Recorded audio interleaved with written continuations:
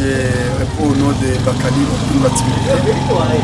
Je suis administrateur assistant en charge des questions administratives et politiques du territoire d'Uvira. Nous avions dit, tel que je l'ai encore dit, que les projets espèrent d'abord, avant d'y arriver, je tiens à féliciter le président de la République, son Excellence Antoine Félix Tshisekedi Fati Béton, qui n'a aménagé aucun effort pour qu'il y ait établissement de la paix à l'est de la RDC. C'est lui qui est parti même aux Pays-Bas, collaborer avec son homologue des Pays-Bas pour que les projets espèrent puissent nous venir en aide de la recherche de sécurité, notamment ou en général dans l'est de la République et en particulier dans les territoires d'Uvira. Via les deux organisations de mise en œuvre qui nous accompagnent dans ces projets espèrent.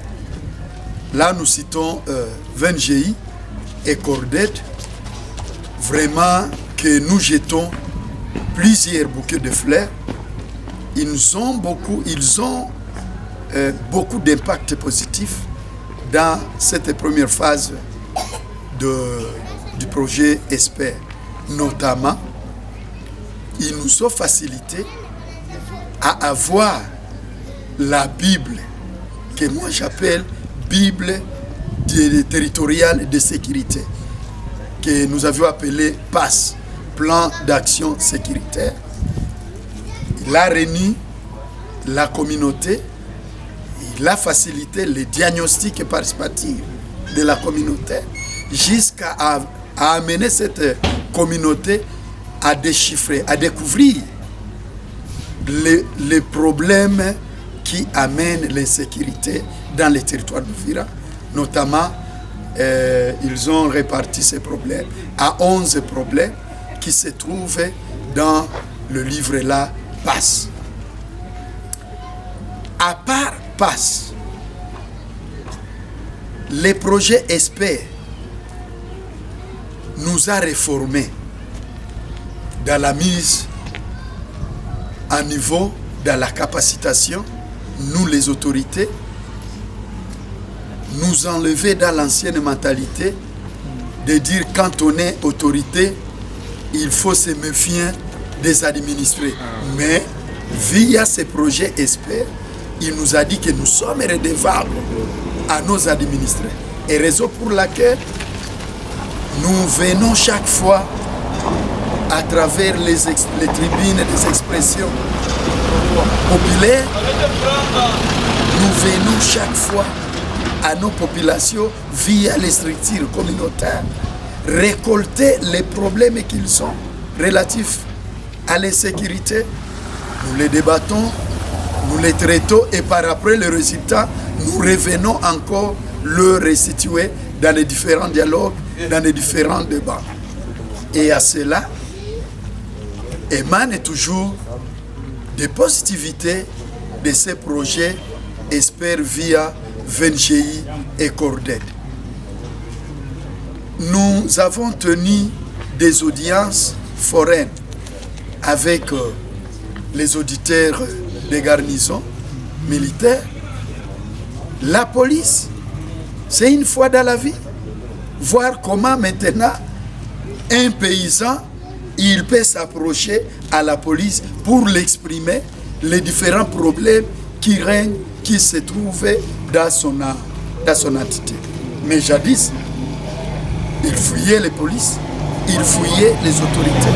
Mais grâce à ce projet Espère, nous voyons qu'il y a une étroite collaboration et d'autres éléments dont j'avais essayé de présenter dans la conférence que ce projet vraiment nous a laissé. À cela, il y a encore des défis.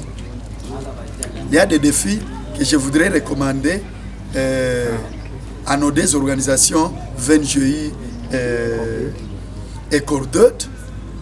Les défis sont encore nombreux.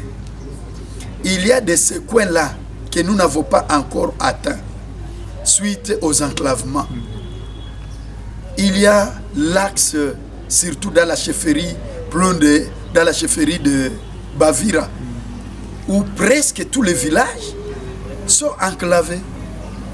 Or, c'est notre entité du territoire et que nous voulons l'ère des enclavements. Si, dans cette seconde phase, VNGI et Corded peut aussi appuyer l'initiative que nous avions tenue avec nos populations. Il y a un groupe de 700 femmes qui ont commencé à tracer une route qui quitte dans ces mamans-là, et ça peut vraiment aider à faire quoi? À diminuer de l'insécurité, parce que ces 700 femmes ne sont pas d'une seule communauté. Il y a les Banyamulenge, il y a les Bavira, les Bafuliru, les Babembe, les Bashi, qui se sont mis ensemble, et c'est ça, ils dialoguent chaque jour tout en travaillant.